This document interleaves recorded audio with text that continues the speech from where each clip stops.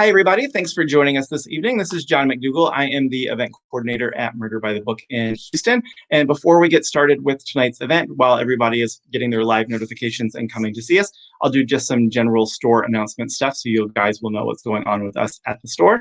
If you have been tuning in to our virtual events, you will notice this is like the third night that I've done it, but you'll notice I have an all new backdrop behind me. My husband and I spent last week repainting our library because we were getting new bookshelves.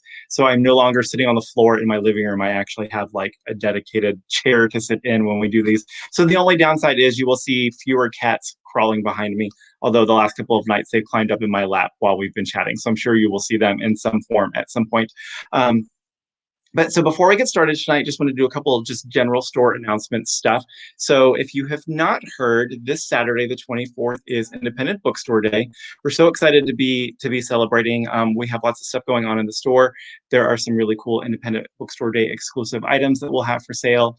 If you spend over $100 in store or online, we'll be giving you one of our free Murder by the Book mugs. But also what we're super excited for is at 1 o'clock on Saturday, we are partnering with the Mystery Writers of America, and we are hosting a panel for all of the authors who have been nominated for Best Novels this year for the Edgars. We're super excited. I was just talking with Saul and Sara before we got started, and one of the cool things about the pandemic is that we've been able to kind of do different things, and so we've always wanted to be able to kind of in some way be involved in the Edgars. So this year we're super excited to be able to host that panel. That's going to be at 1 Central. McKenna's going to be chatting with those authors. So we hope that everybody will come back and see us for that. If you have not come into the store lately, we are open again. We've been open since Halloween for in-store browsing. Still limiting it to 6 or 8 people at a time, just because the store is a small spot. We're going to make everybody feel comfortable social distancing, things like that. So, of course, masks are also still required. So we hope that you will come in and visit us. If you are still not comfortable getting out and about in the world, of course, we're still available at murderbooks.com, and we are also still doing curbside pickup. We don't have the table set up outside anymore, so if you pull up and you don't see the table, no worries. Not as many people have been taking us up on the curbside pickup part. So since we don't have to carry the table in and out every day, just give us a call when you pull up and we will run your books out to the parking lot, which also, general disclaimer, we've done since before the pandemic started. We're always happy to run stuff out to cars for people. So we hope that you will come visit us or let us come run some stuff out to your car. Tonight, we're so excited to have S.A. Lelchuk with us and Sara DiVello. Sara has been so excited. If you have been on social media, you have seen her pimping out this event. We're so excited to have her chatting with us. So we're going to bring them on one at a time. We are going to start with Sara. How are you tonight, Sara? You are muted. I can't hear you. Sorry about that. Rookie mistakes. I'm great. I'm so excited to be here. Thanks so much for chatting with us tonight.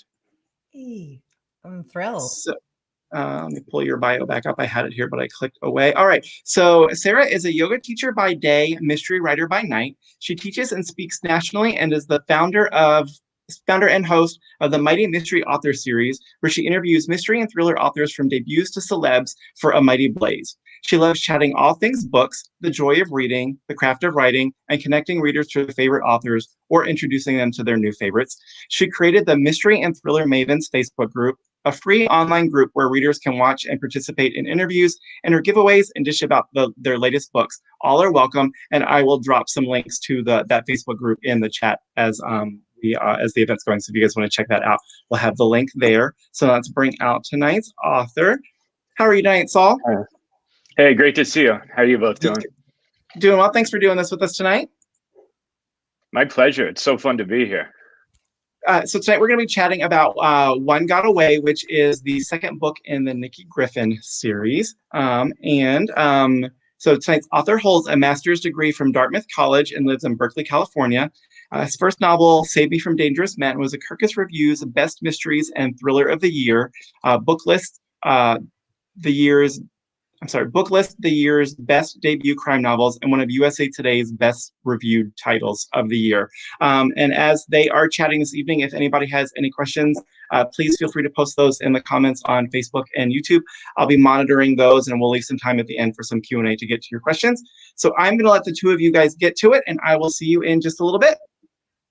Yay! Well, thank you, John, and welcome mystery and thriller lovers here to hang out and nerd out about Saul's new book, When One Got Away. I'm so excited because I love mysteries and thrillers, and of course, you all do too. So let's get right down into it. So, Saul, this book is racking up crazy good praise. I have got to shout out just a few of the incredible reviews that you are getting. My God. So USA Today is raving, this is a fast-paced and frenzied thriller that will keep readers guessing right up until the end. The author, that's you, does a great job at making seemingly random events come together in a way that does not feel last minute or hastily put together.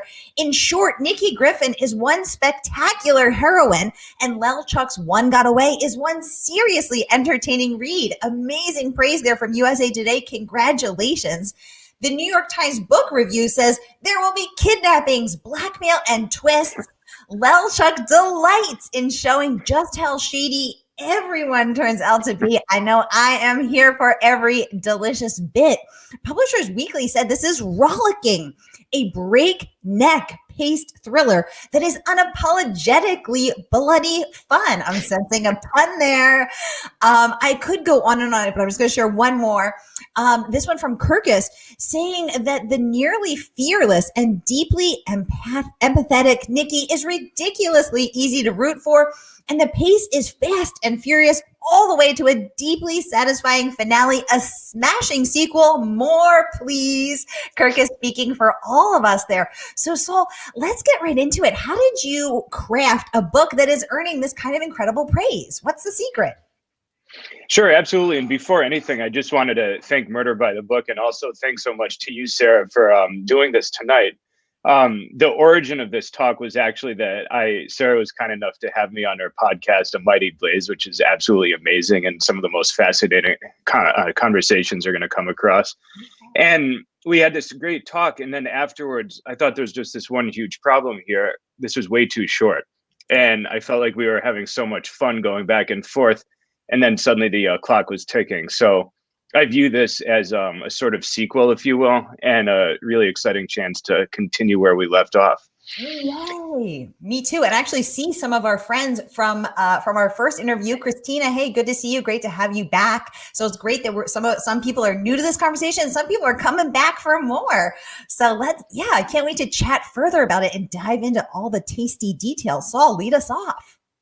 Sure, absolutely. So, to try to write a thriller, I think, is so daunting just because there's so many great ones out there. I mean, quite literally every week, every Tuesday, you just, pull up social media, you pull up the newspapers, you walk into a bookstore, and there's these incredible writers all working so hard and so brilliantly in this genre.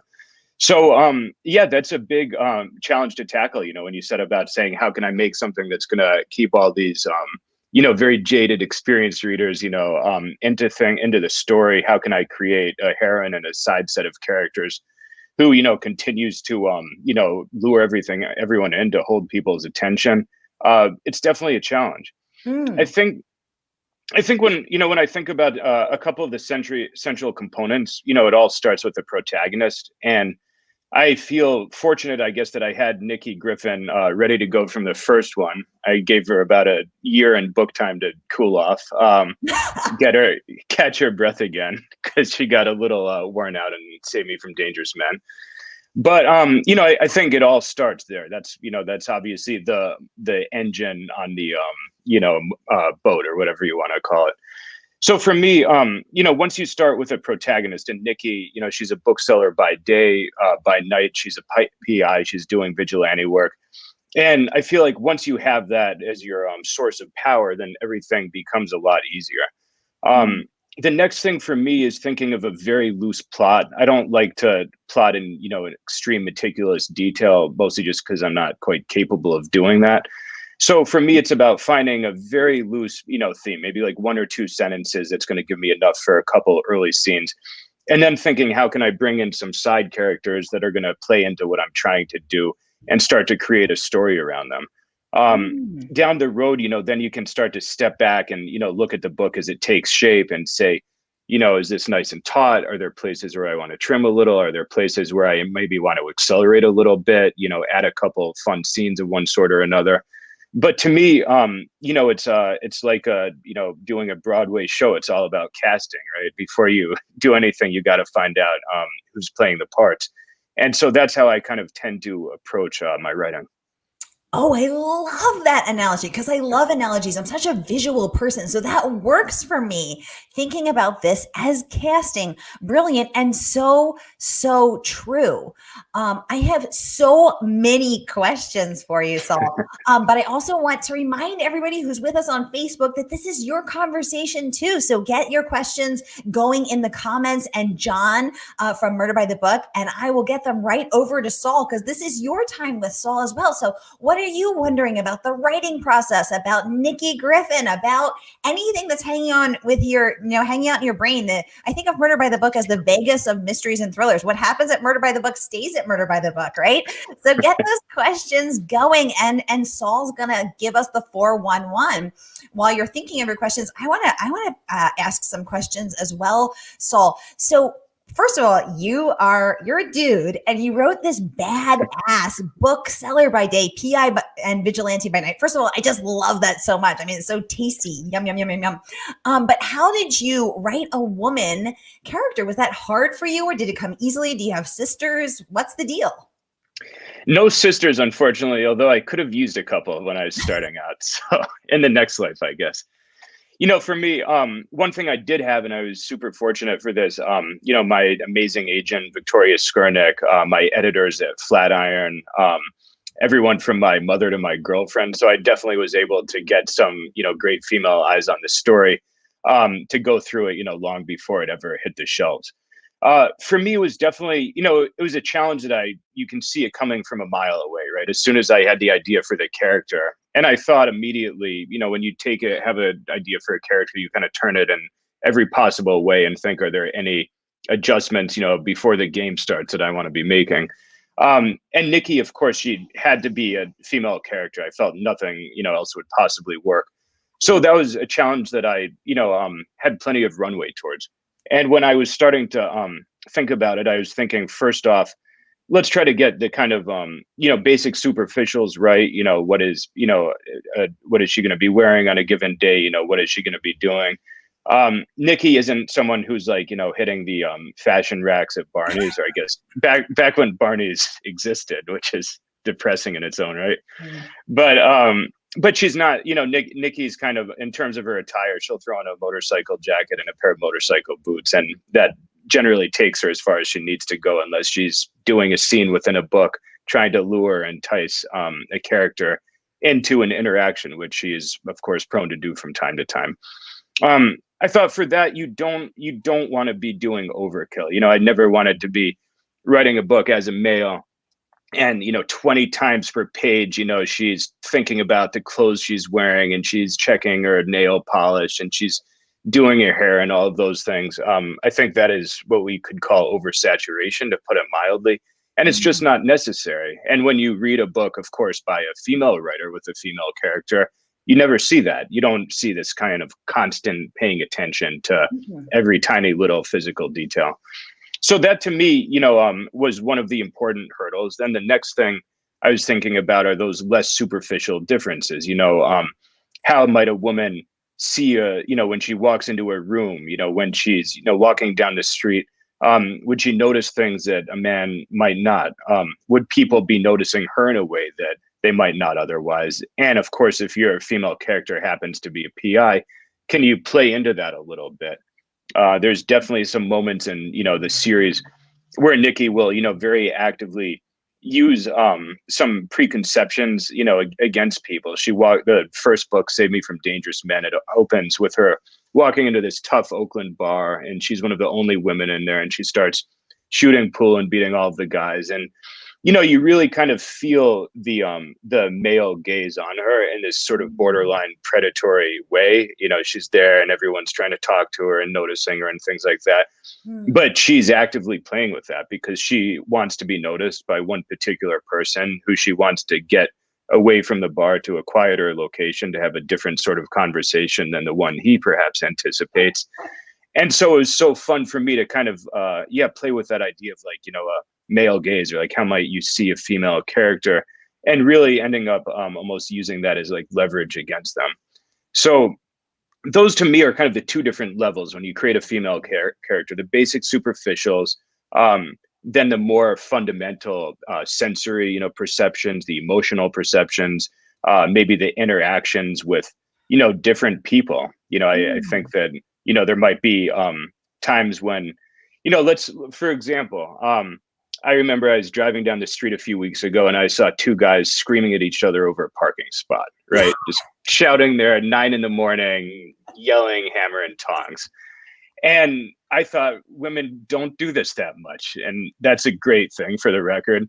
But that might be a situation where maybe a confrontation or a non-confrontation is handled in a little bit of a different way. So I try to notice those things. I try to remember them, and I try to, bring them back into play when I'm working on the books. Ooh, I love that so much. There's so much food for material to discuss here, because there's so many levels to it: the interior, the exterior, the male gaze, how women can lean into that, how a PI can lean into it. Side note, as soon as I heard bookseller by day and PI/vigilante by night, I was here for it, because I mean, let's be honest, those are two of my dream careers. I would love to be a PI, and I would also love to have my own cute little bookshop where I spend my days selling books. So I'm going to put this out to the audience. Which of these would you rather do? Or maybe it's both. Would you rather be a bookseller of your own cute little independent bookstore like Murder by the Books, or would you Murder by the Book? Or would you rather be a badass PI vigilante seeking justice at night? Let us know in the comments. And I see questions are already coming in. Jane would like to know, will there be a third book in the series, Saul? Oh, I have so many ideas for the third book.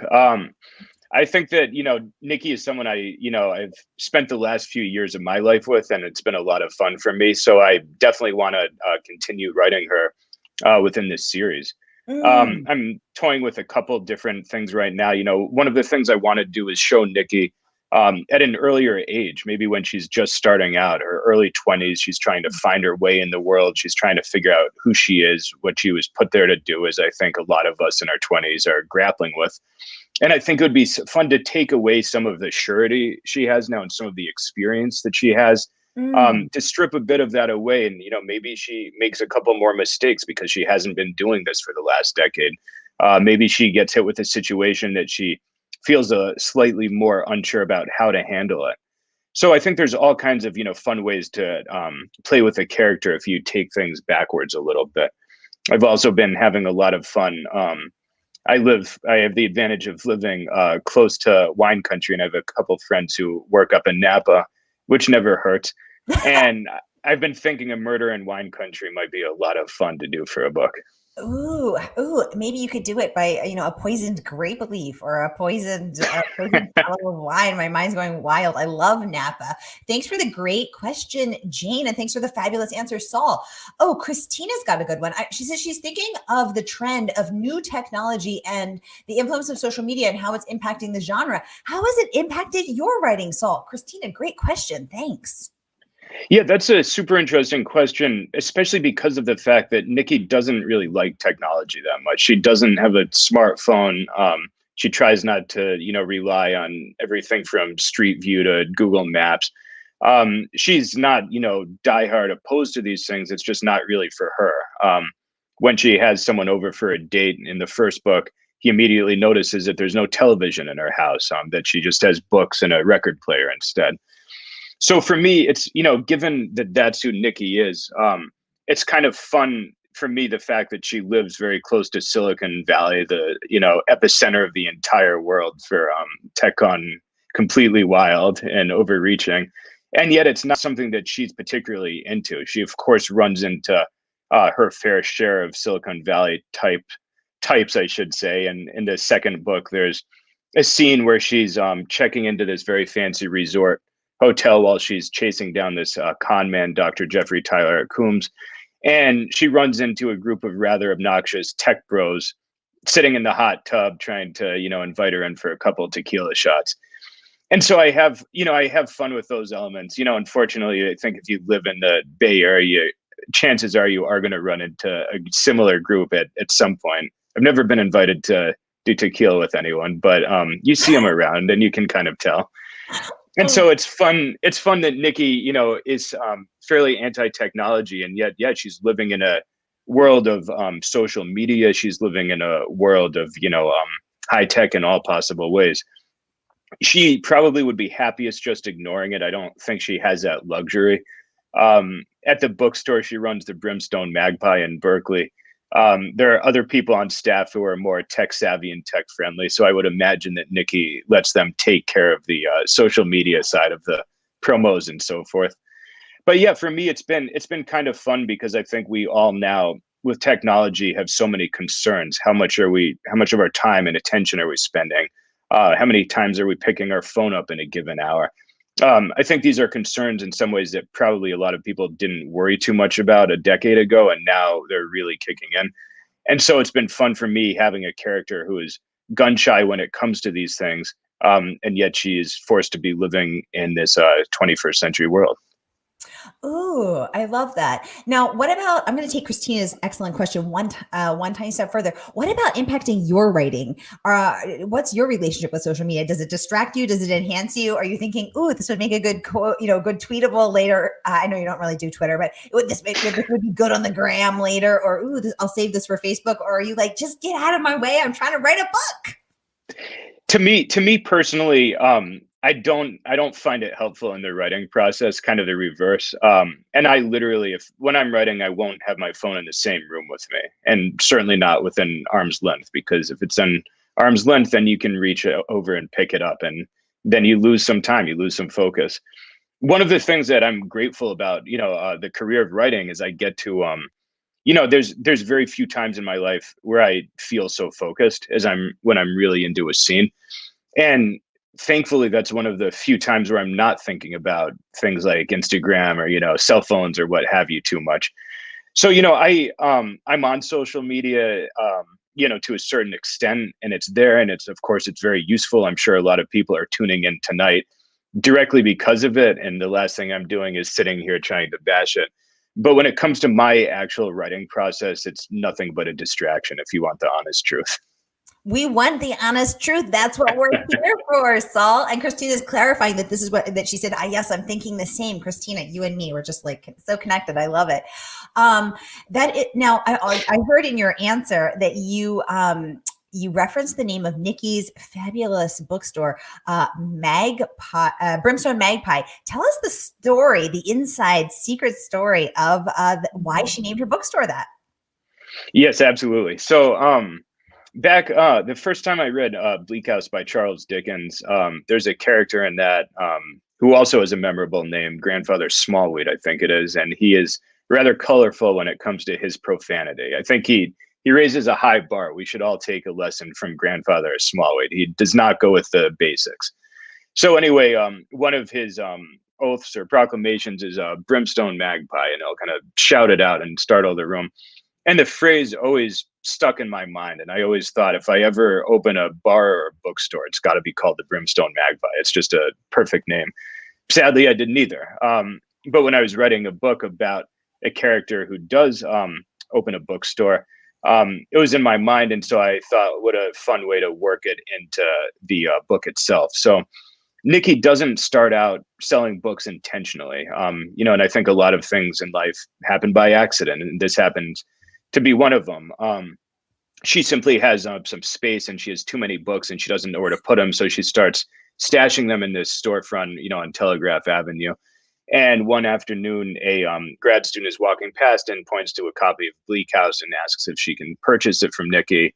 And that's Nikki's first sale. And so she sells that and thinks, if I'm doing a bookstore, it should be called the Brimstone Magpie. Oh my God, I love that backstory, because Too many books? Who can relate? Hands up. I know I can. I have too many books, but I love it. And I'm seeing some great answers coming through as to my informal poll, a bookseller or badass PI. And so far, it's tied. It's tied, y'all. It's tied.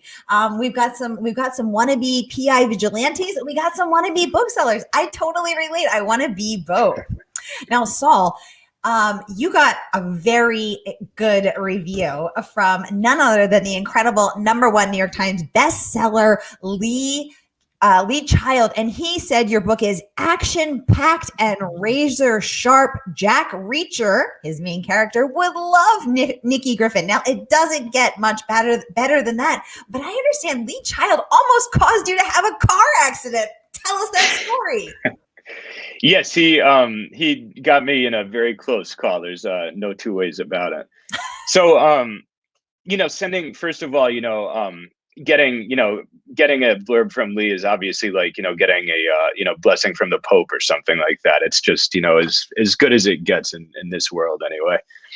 And so, for me, we'd sent the book out with a request, and obviously we knew it was a long shot. And I was driving out of work one night. It was about 9 o'clock. I was in California on these busy streets, and I was at a red light, for the record, and I was not moving when I pulled out my phone, which I of course shouldn't have done. And I hope no CHP officers are listening to this, but I took out my phone and saw there was a note from my editor, and I saw the words Lee Child, and then as the light turned green, I couldn't not read it. So I read this blurb that has come through from Lee Child as the car in front of me stops, and I had to hit the brakes quite hard to avoid a little fender bender, which would have been unfortunate, but I was so happy. I honestly, it probably would have still been on cloud 9 regardless. And I fully intended to hold out my phone to the driver in front of me if that had happened, and blame the whole thing on Lee Child and say, this was a situation that I just cannot be held responsible for. So that's how I got the Lee Child blurb. I don't think he knows that part of the story. If I run into him, I'll definitely share it at some point. But that's a good lesson, I guess. Leave the phones also out of arm's reach when you're driving. Probably something to keep in mind. I have a visual of Saul being, put on a gurney in a full body cast, but his claw-like hand is still gripping the phone. He's able to mumble through the face cast. I got a blurb from Lee Child. It probably would have been worth it. I hate to say it. It would be so worth it. Oh my gosh. Christina is saying that she loved our conversation over on Mighty Mysteries, and she's so happy for the sequel. I love the use of the word sequel for this conversation, Christina. That's so cool. And thanks again for joining us for both the original edition and the sequel. And she would like to know, how are you spending your time during the pandemic, and how has it influenced your writing? Great question, Christina. Saul, how's it going over there? I'm struggling. What about you? I think we all are. Although you're doing more yoga than I am these days, so that's a good thing. Yoga keeps me sane, and this last year it took a hit, and now it's just it's got to be repaired as soon as possible. But when the pandemic hit, the whole thing, as tough as it was, I did count myself lucky, because I happened to do a line of work that involves spending many hours, in a quiet corner somewhere, in the company of your own thoughts, not talking to anybody. It's a pretty solitary action. And so in that sense, the pandemic didn't interfere, wildly. I will say, generally speaking, when I write, I love going kind of out and about. I don't like to stay in one place for too long. My cats love it, but I tend to get a little stir crazy. I've never been able to write in coffee shops. Just a weird thing of mine. I'll go in and I'll see 10 people, and they have this steel-eyed determination in their gaze, and they're clicking away. And I'll think, my gosh, it's too much. I got to get out of there. There's too many people trying to do what I'm trying to do. So I actually, find my ways to, like, in the evening, a quiet pub or a bar or something like that. I wrote probably 2/3 of the first draft of One Got Away in the Albatross pub in Berkeley. Very sadly, that was a victim of the pandemic. The Albatross didn't make it, but it was one of Berkeley's historic bars. And I'd go in most nights, And it didn't matter if there was conversation. It didn't matter if there was, music. They'd have bluegrass every Wednesdays, and I'd be sitting there in a corner table, clicking away on the keyboard. And that was so fun for me because the Albatross had very thick walls and very poor cell reception, going back to the social media thing. So it was all good. I had exactly the focus I needed. The only night I couldn't handle was trivia night. That was too much, too distracting. So anyway, the pandemic hit, and I started, I lost the ability to move around town in that way. And it became a lot more time at home, but fundamentally the act of writing is the same. And so it really didn't bother me too much. The week that the lockdown started, I thought, I don't know how long this is going to last. I don't know what's going to happen. Everything's terrifying. The headlines every morning are super scary. But I want to start a new book just because I want to feel locked into something. I want something to be anchoring me during this time. And it took me almost exactly the whole lockdown. I started it last March, and I finished this new book, which is a standalone, this past late February. And this was something in a different direction. I'd been wanting to try it for a few years. I grew up in rural New Hampshire, dirt road, middle of the woods, small town. Everyone knows each other. No traffic lights, no shops or restaurants. And I thought, what a fun place to set a mystery, And so that to me was some kind of homage to my own childhood. And I really kind of found a renewed love for the town of Canaan, New Hampshire, where I grew up, to get to start thinking back to it. And so this book, there's a family that moves into town, a man and his wife and their young child. She's got a job at a prep school in the area. He's a Boston Symphony cellist, taking a somewhat mysterious hiatus, and things start going wrong. There's a strange, unsettling note left on their porch the first night. They start to feel that maybe they're being watched. They start to wonder whether they're being watched from outside of the house or perhaps even from inside of the house. Ooh. And they start to wonder about the house itself. It's this big, rustic, farmhouse, very similar to the type I grew up in.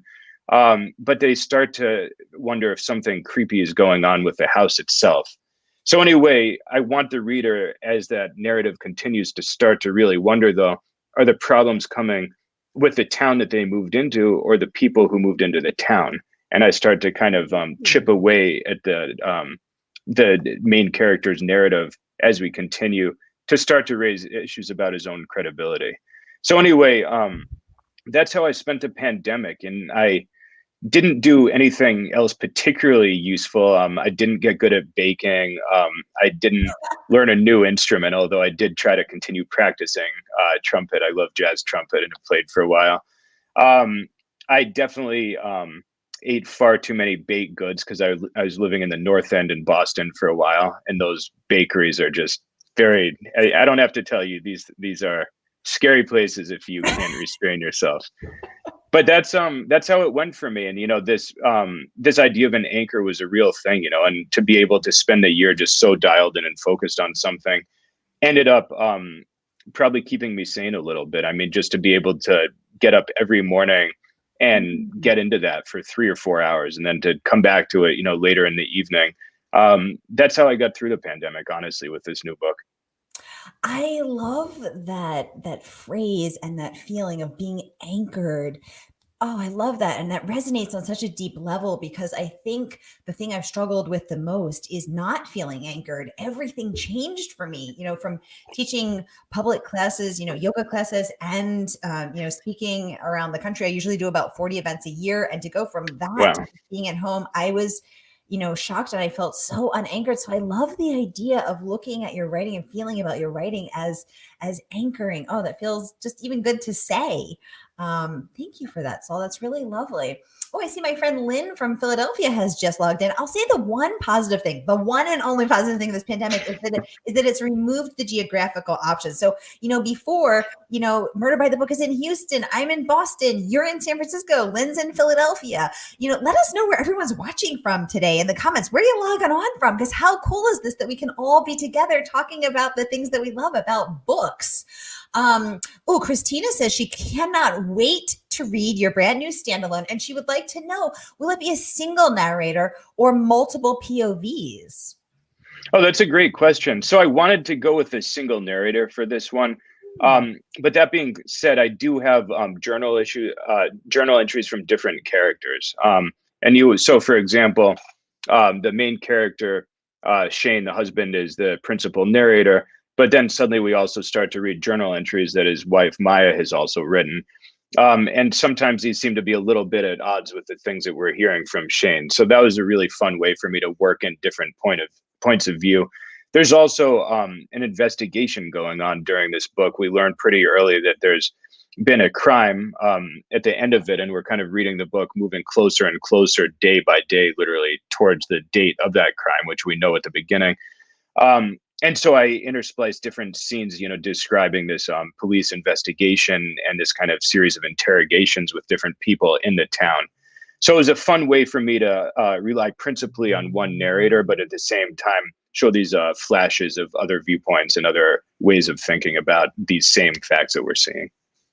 Oh, I love that. That's really cool. And I myself am really interested in the difference between single and single POV and multiple characters. So thanks for that insight. Thanks for the great question. Oh, people are telling us where they're logging on from. So Bonnie is watching she says, hello from the suburbs of Cleveland, Ohio. Hey, Bonnie. Christina's watching from Chicago. We have got, oh my goodness, Lynn from Philadelphia. We've got Mary from Terracea, Florida. We have, oh my goodness, this is so cool. Isn't this great? We're all from, in our very own little corners of the world, but we're here together, bonding over the thing we love, which is thrillers. So this is really cool.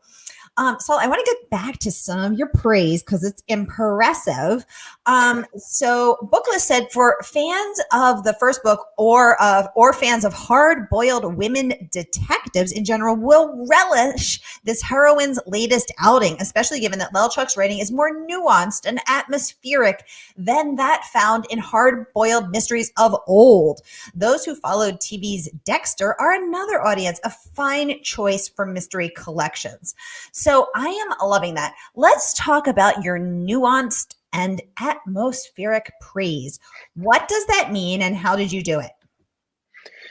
So for me, I guess when, it's California is obviously, well, like any state, it's so rich in, potential settings, and for me, one of the things that I do enjoy is, creating a setting and then turning it, looking to avoid the obvious, for example, anyone can, say we're going to set a, chapter in a graveyard, a, deserted cemetery, at a full moon, at, midnight, and that's going to be inherently scary.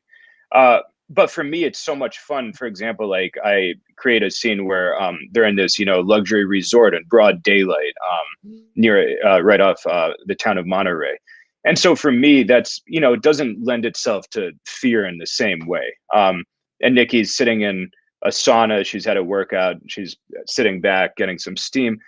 And someone comes in and, the steam is kind of cloaking, her line of vision. And then she starts to get this kind of unsettling, almost sixth sense of a feeling that the person she's looking for might have just walked in the door and suddenly they're in this room alone together. And so to me, a sauna at a fancy resort is not a scary place. In fact, I think most of us seek them out pretty actively. I know I do.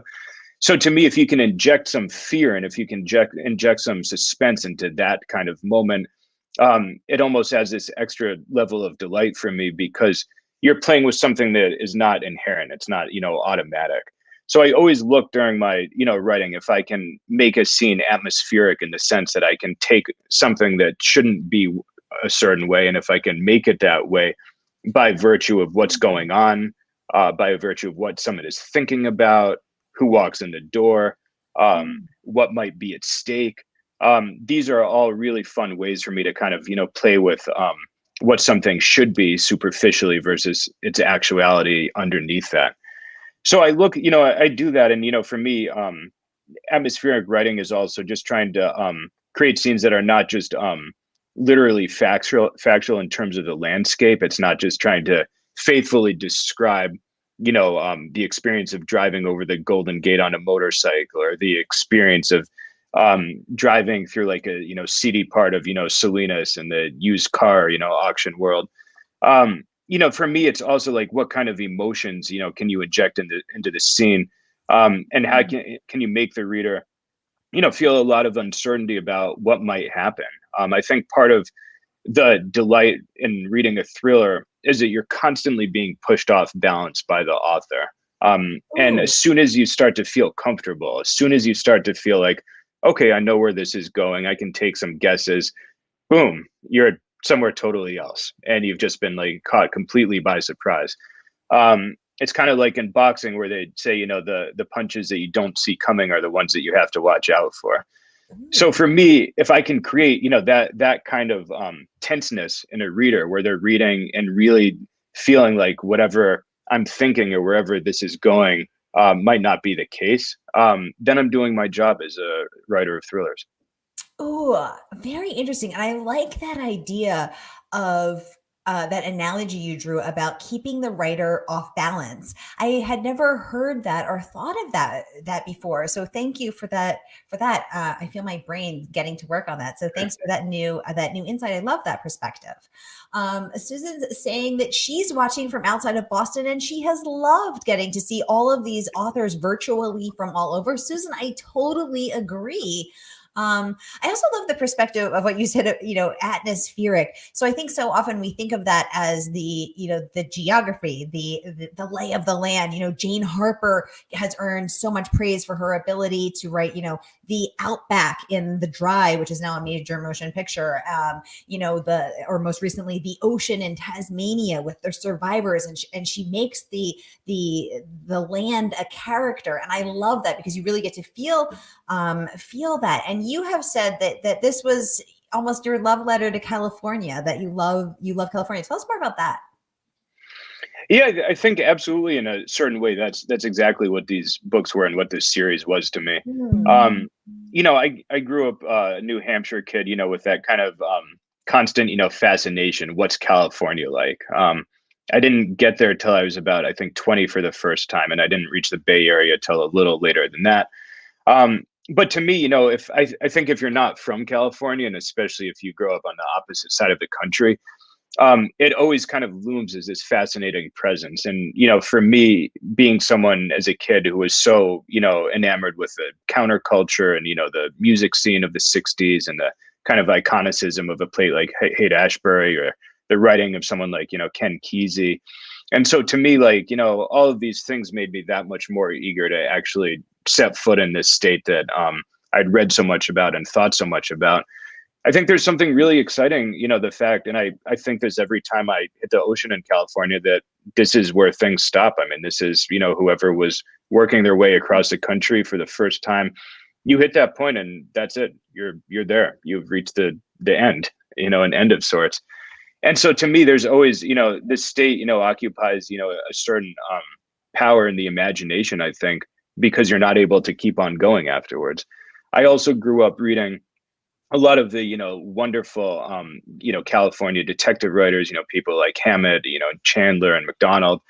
And I loved them as a kid. And I thought, how much fun would it be to get to write a mystery series, set in the state where these iconic detectives, Sam Spade is running around San Francisco and Philip Marlowe is driving around Los Angeles.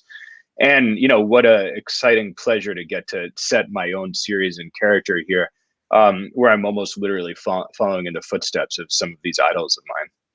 Oh, I love that. Christina is saying she thinks the writing is definitely California vibes, that she lived in California for 3 years and that your book is very atmospheric. She said the California setting is her favorite. Authors such as Caroline Kepnes and Janelle Brown also do a great job in their books. I read Pretty Things when that came out last year and I loved it. That's actually a really great meditation on social media.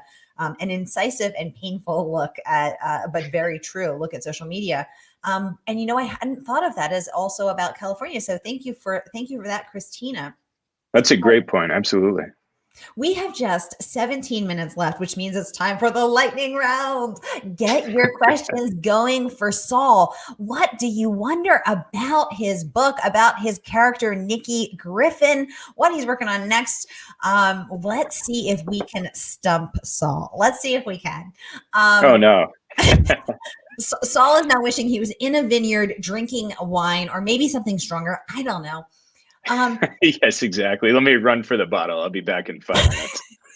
Yeah, let's see how that improves your writing. So, something that I have wondered is when you're crafting these characters, because I write nonfiction, when you're crafting, an imaginary character, you have to make them seem real to us, which clearly you have succeeded in doing. So, what's that process like? I just hosted Jennifer McMahon from Vermont, and she said she interviews her characters in her head. She asks them actually really fascinating questions, including what is something you've never told another person? What are your fears? What do you carry in your pocket? I was like, oh my God, what would I even say to that if someone asked me? How do you do it? How do you create real characters out of nothing, out of the ether? Yeah, so that's it's one of if you can get it right, it's one of the joys of writing. And I think if when you're struggling for it, it can be definitely not one of the most joyful things, because some characters you read them and they feel a little flat, and it's immediately obvious. So for me, I think like as a person, if I'm getting to know someone, how do I do that? It's very simple. I talk to them and we have a conversation, and if things go well, we have further conversations. And so for me, that's really where it starts. That if I'm wanting to get to know a character, put them in a page, put them in a scene, and have them start talking to somebody, and have somebody else start talking to them. And then as soon as you see them in conversation, you really do start to understand who this person is. You can always, in my mind, I start with a very loose image of what someone looks like, what their physicality might appear, what their what kind of things they might lean towards, in terms of dress or attire. But really, like, conversation to me is the beginning of it.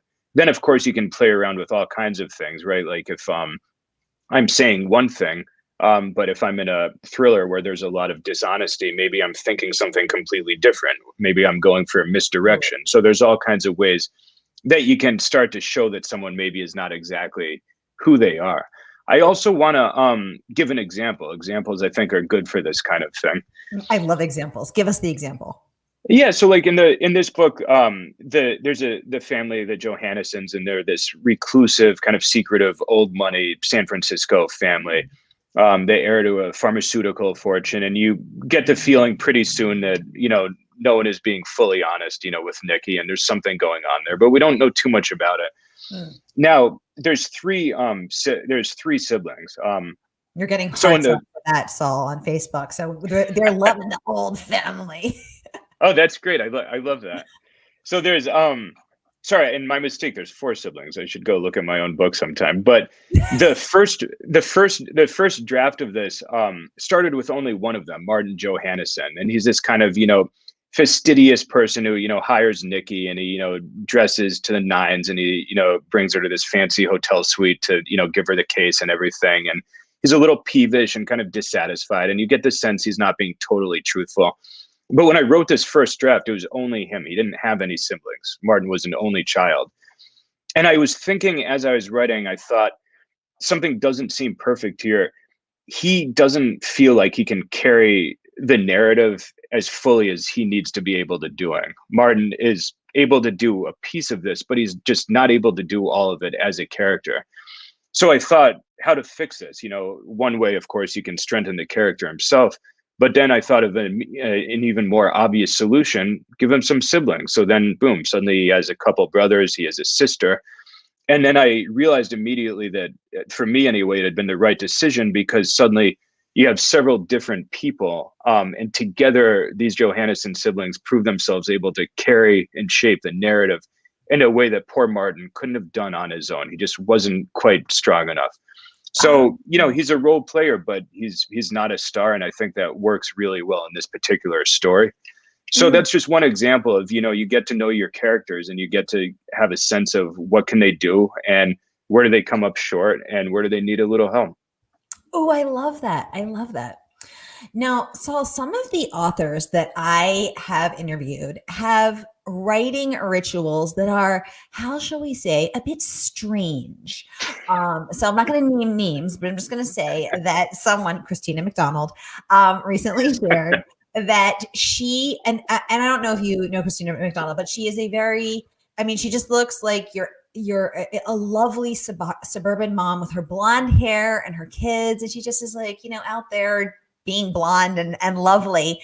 And she told me that she sends the kids off to school and then she puts on trance music and she blasts it so loud that the walls are shaking. And that is how she writes, like that. I mean, just rattling your brain. Now, another author writes her mysteries to ABBA. That's Lissy Thomas. So she writes to ABBA music. Some people stream coffee shop noise. Now, I'm like you. I cannot work in a coffee shop. I need complete solitude, silence, no distractions. Saul, what's your weird? Show us your weird, Saul. You know, along those lines, probably French pop music. I can't get enough of it when I write. And the reason is we don't have to look too far for the answer. It's because I don't speak French. And so for me, I can play it. And if I understand the lyrics, then that trips me up immediately because suddenly I'm listening to the lyrics and I'm not paying attention to my own writing. But I'm such a sucker for French pop. You know, I listen to hours and hours of it every day when I'm working. And it's beautiful because it's great music and I don't understand it. So win-win for everyone. You know, it's gotten to the point where I actually can sometimes pick out a particular, you know, artist just because I've heard him or her so many times, but I have no idea what they're actually saying. And so for me, that's how I usually start the days. When I write in the morning, I'll put on at least a couple hours of French pop. In fact, I did it this morning. Later on in the evening, I'll find my way to some other music with no lyrics. Lately, I've been super into the Ventures. If anyone's heard of them, they're this California kind of surf punk band. And it's just great music. And again, they're not actually singing, so I can handle that. So I'll put on the Ventures or I'll put on, you know, a little jazz or something like that, as long as there's no singer there. And that's how I kind of get my way, you know, through the books. But how did you discover that you liked French pop since you don't speak French? I mean, how did you stumble across that, Saul? We're going to need that story. I was literally going through different playlists and I was looking for candidates and, you know, given my deplorable deficiencies in foreign languages, it turned out there were many good candidates out there. And, you know, I started listening to a little Veronique Sanson and I got very enamored with her music. And then she led me to someone else and all those lovely algorithms and, you know, Apple Music took me down that street. But yeah, that's how it kind of started. And then, you know, very quickly, I just realized that this is good music for me to be working to. It's perfect. What more do I need? So it's not the only thing, but French pop is definitely part of my weird tradition when I sit down to write. Oh my God. I love that. I love it. Christina says, oh my God, French pop music is awesome. Okay. I can't believe we have not just one, but two French pop fans going here. She said I'll send you a good playlist too. Okay. Post your playlist in the comments after this so we can all come back and then we can listen with Saul and rock out en français. I don't speak French either. Emily said, Christina said, we need to watch Emily in Paris. Christina, I did. I devoured it in one delicious sitting. I mean, it was, or actually maybe like two. It's definitely brain candy. There's no nutritional value, but it is so damn tasty. It's so good. Okay, so Saul's weird is that he writes to French pop music. Now his secret is out. We all know it. And you can count on me posting this after in my Instagram stories and to French music. So I'll get some memes going. But I might try some trance now that I think about it. Maybe I'll turn up the speakers and scare the cats tomorrow morning.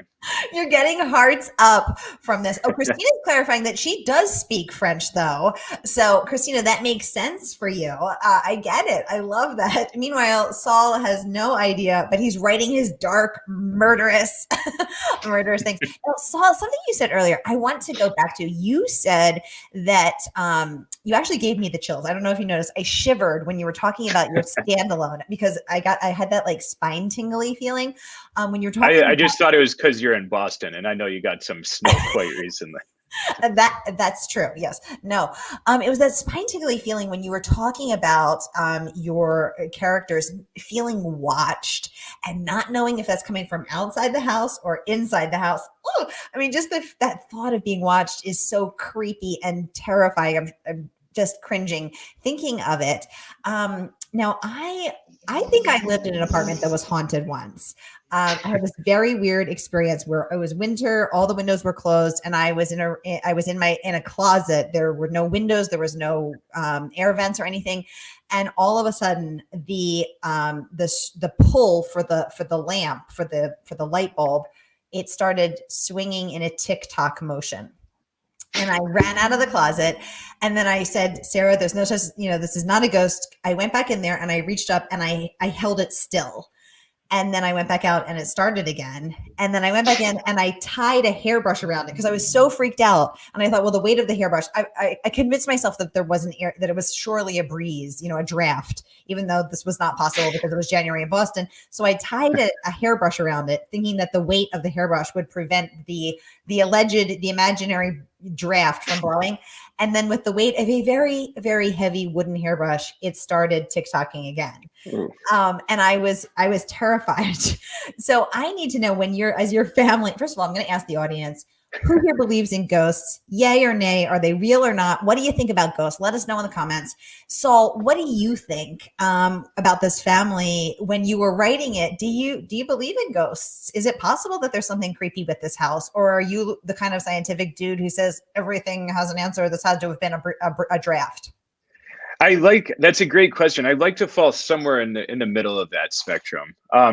I think one of the delights of life is that everything doesn't have an answer, and that, even science, there's many things that can't be fully explained. At the same time, I also love especially ghosts that are in someone's head. And I think that one of the fun things for me was really trying to do overtones of horror I've never written before. And I thought, let's try to just create this kind of, shadow over this family. But let's try to do it without any kind of obvious, boogeyman or something like that. So for me, when I think about exactly like what you were saying, the sensation of being watched and wondering, where is this coming from and who's doing it? And even worse, might they be inside a home? And then to me, it turns in this real kind of psychological road that you can follow in terms of like cause and result. Because let's say the person seeing these things has a 4-year-old son, as my character does. And he starts to wonder, is this person, watching my kid when he's, splashing in the bathtub before bed? Is he watching him when he's going off to, preschool in the morning? And then that becomes kind of terrifying. And then you have a situation that is spooky in the kind of, traditional sense, but it's also scary to, anyone with a family or a parent. I don't care who you are, you can feel those same emotions, radiating out from that. So that, that to me is how I kind of like to do I won't call it a supernatural book. There's nothing that's unexplained by the end of it, but at the same time, creating these familiar, emotions of something like, our eyes on me. That's a terrifying thing, for anyone. And I think then you can lead a narrator down all kinds of pathways. What do you do in that situation? If the police don't take you seriously, might you go out and, buy a firearm to defend your family? Might you get a security system and start spending way too many hours setting up cameras everywhere? And what if one of those cameras is disconnected overnight the day after you set it up? And maybe that's been done by someone who has been looking at this house long before you even moved into it. So to me, those are kind of the things that I like to play with when I write a story of that nature. Okay, who else is shivering? I will read this book during the daylight with the doors and windows locked. Jonathan is saying, he said, we are all ghosts. Jonathan says, we are all ghosts. Christina says she thinks her dog Maxwell sees something. They do see that animals can see something, can see things that we cannot. And I love your perspective, Saul, that, that there's something really lovely about not being able to explain everything. And being able to play with that. And also that some things are equally as scary as the unknown, like the too well-known, security cameras and being watched and that nothing is private anymore. So, oh my goodness. All right. We have just a minute and a half left. Oh, John's coming back, I think. Hi. Yay. Hi, John. So this has been great. So I had two questions. One, I wanted to ask Saul, what kind of research did you do into the actual like kind of day-to-day book selling part of the book? That's a great question, and of course, the bookseller wants to know that, which makes total sense.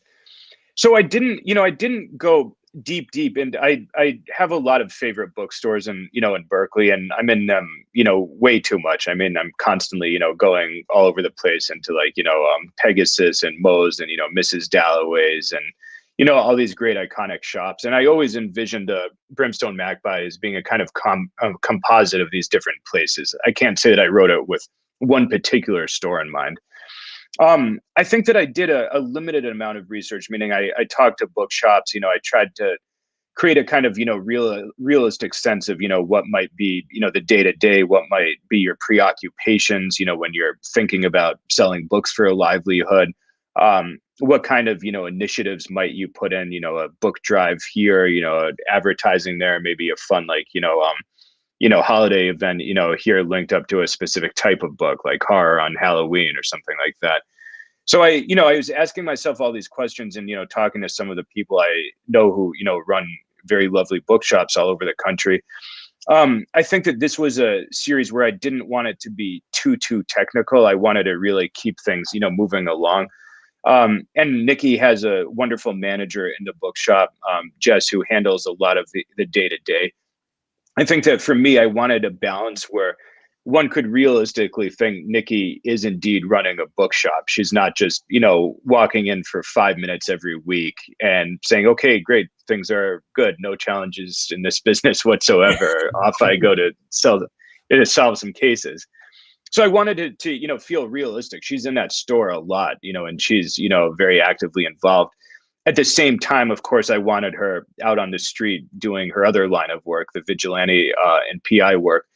And so I wanted a situation where she could have, a couple people that she trusts. She doesn't trust that many people in the world, but her bookstore manager is one of them, where she can trust them that things are going well day to day, so that if she needs to duck out for a couple of days and go after someone, she's free to do that. Awesome. So next question is for both of you. What is something that you've read recently that you loved? Let's start with Sara. Oh my goodness. Well, besides Saul's book, obviously, which is freaking fantastic. Well, I live for mysteries and thrillers. It's always been my favorite genre ever since I was a little girl. So I'm sticking with it. Recently, I read Jane Harper's The Survivors, and I loved it. Again, I love that she makes the land a character, and I can immerse myself in the oceans and the gorgeous yet harsh terrain of Tasmania. Awesome. Jane Harper's amazing. I think for me so I recently read The Searchers, the Tana French book, and that obviously needs no introduction, and she's completely brilliant, and everything she does. She's one of those writers where you don't need to look at a title, you don't need to read the copy. You see her name on it and you pick it up and read it. These days I've also been reading quite a few short stories. I teach a creative writing class at Dartmouth College every summer during the summer term there, and so when spring rolls around, I start gearing up, and I spend just a lot of very happy hours reading different short stories as I kind of put together a syllabus. So lately I've been, reading everyone from like, Carson McCullers to Graham Greene, and just, a lot of old favorites of mine as I try to figure out what I want my class to be reading this coming summer. We are, as you guys both mentioned, we're also big fans of Jane Harper and Tana French. And so anybody who's watching, if you scroll back through our either Facebook or YouTube, we did Megan Abbott interviewed Tana French for us when the new book came out. It was a fantastic discussion. And then we had Jane Harper. We chatted with her and Greer Hendricks when their new books came out too. And so I also wanted to ask, do you recommend that people start with Save Me from Dangerous Men, or do you think they can jump in with this new one? Ooh, good one. Yeah, when I wrote this second one, I intentionally wrote it for anyone who happens to just pick it up to be able to feel like they understand the series and not need to go back to the first one. So I'd say pick either one of them up if you like and start wherever you want. I want this book, One Got Away, to I don't want someone to be reading it constantly thinking, oh, I missed something, or there are all these questions. I do think it's fun to kind of tease the first book a little bit in it, because characters are like people, right? We have memories, and one thing reminds us of something that happened, previously. And so in this book, there's references to Save Me from Dangerous Men, but not in some. I didn't lay it on too thick. I wanted someone to be able to feel like they were reading a fresh story and a fresh character. And if they enjoyed it, then of course they can find their way back to the first one, or vice versa. And John, let me ask you, what book have you read and loved? So You're a I bookstore. just You get to see them all. So I just finished Melissa Marr, who does YA fantasy, and she's done some adult fantasy stuff. She has a book, a middle grade book called The Hidden Knife, coming out in June. I absolutely loved. I've been on a big cozy binge lately too. Trying to think of what I'm going to pull up my little list here. Oh, Christina said she is listening to your first book, Saul, and she is loving it. That's so cool, Christina. That's really cool. How did you like the voices who did your, while John's thinking of his answer, did you like the voices who narrate your books? Yeah, so I got so lucky that it ended up with January Lavoie, and I'm grateful that Macmillan Audio was able to get it to her, and that January wanted to take it on. And yeah, from the moment I listened to really the first chapter of the first book done by January, I just couldn't imagine anyone else, reading it and giving it that same richness and that same, breadth when you see her doing these different characters. So January was willing to take on the second one as well, which delighted me. And I think anyone who pulls up the audiobook would probably agree with me that she's pretty hard to beat. So I just finished, I read it in the car last weekend, PJ Vernon's Bathhouse, which comes out in July. It's fantastic. It starts with this guy decides that he is going to cheat on his boyfriend, common law husband, and go to a bathhouse. He goes there, and this is first chapter of the book, and almost gets killed, runs from the bathhouse, and then all kinds of crazy stuff starts happening. It's this really great, just domestic suspense, but this queer domestic suspense, which just kind of isn't out there. It's called Bathhouse, but it's Haus, and it comes out in July. It's fantastic. So I hope people will check that out as well. Oh my God, I love John's lucky he gets all the advanced copies. One of the definite perks of the job, but that's on my list for July. Absolutely. Yeah. It's really great. And I'm hoping, I just emailed Random House to see if we get something set up with him. So hopefully we'll be doing a virtual event when that comes out. And so, Sara, you have been so kind to chat with us this evening. Before we head out, if anybody missed it, can you tell everybody a little bit about your podcast?